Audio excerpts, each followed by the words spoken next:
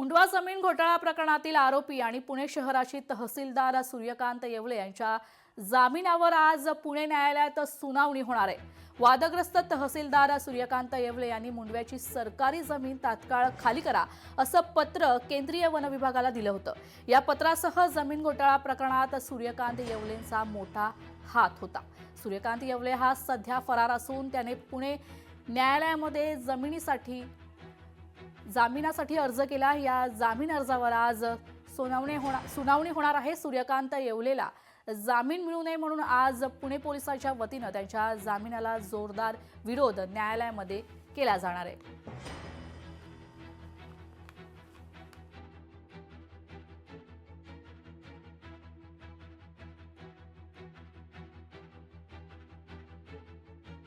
नंतर निलंबित तहसीलदार पुणे शहरातून विना नंबरच्या दुचाकीवर फिरताना लोकशाहीच्या कॅमेऱ्यात कैद झाला होता।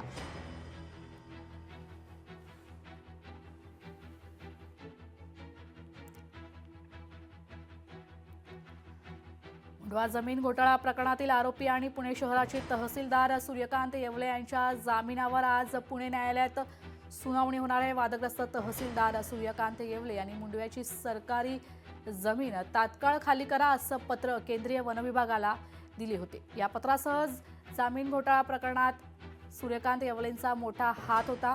सूर्यकांत येवले हा सध्या फरार असून त्याने पुणे न्यायालयामध्ये जमिनीसाठी अर्ज केलाय। या जामीन अर्जावर आज सुनावणी होणार आहे। सूर्यकांत येवलेला जामीन मिळू नये म्हणून आज पुणे पोलिसांच्या वतीनं त्यांच्या जामिनाला जोरदार विरोध करण्यात आलाय।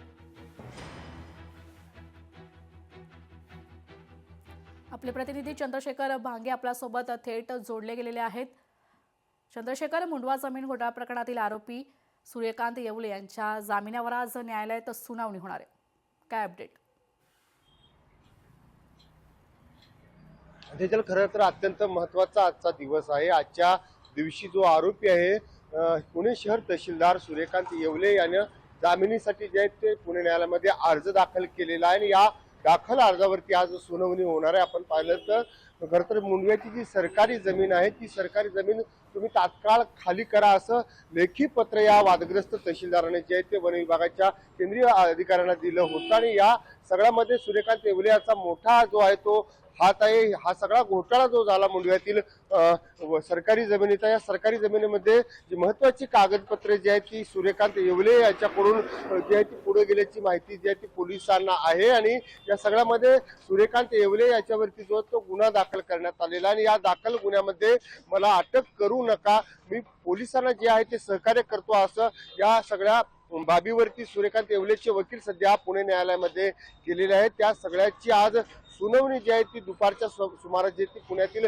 शिवाजीनगर सत्र न्यायालय या ठिकाणी होणार आहे आणि या सगळ्या सुनावणीला जे ते पोलीस कडाडून विरोध करणार आहेत। कारण जोपर्यंत सूर्यकांत येवले पोलिसांच्या ताब्यात येत नाही तोपर्यंत महत्वाचे धागेदोरे जे आहेत ते पोलिसांना हाती लागणार नाहीत। कारण या सगळ्या शीतल तेजवानीचा साथीदार म्हणूनच जो आहे तो निलंबित तहसीलदार सूर्यकांत येवले याला ओळखलं जातं आणि वादग्रस्त राहिलेला सूर्यकांत येवले जो आहे तो यापूर्वी 3 वेळा जो आहे तो निलंबित झालेला आहे। त्याची मालमत्ता सुद्धा त्याच्या उत्पन्नापेक्षा जास्त असल्याची माहिती आता नव्याने जी आहे ती समोर आलेली आहे। एकंदरीत सूर्यकांत येवले जरी पोलिसांना भेटत नसला तरी तो काही दिवसापूर्वी लोकशाही न्यूजच्या कॅमेऱ्यामध्ये कैद झाला होता। पुणे पोलीस आयुक्तालयातून सूर्यकांत येवले जो आहे तो गेल्या आठवड्यामध्ये त्याच्या हातामध्ये महत्वाची कागदपत्रे घेऊन तो विना नंबरच्या दुचाकीवरून सुसाट निघालेला होता आणि त्यावेळेस लोकशाहीने त्याला काही सवाल देखील त्याच्यावर उपस्थित केले होते।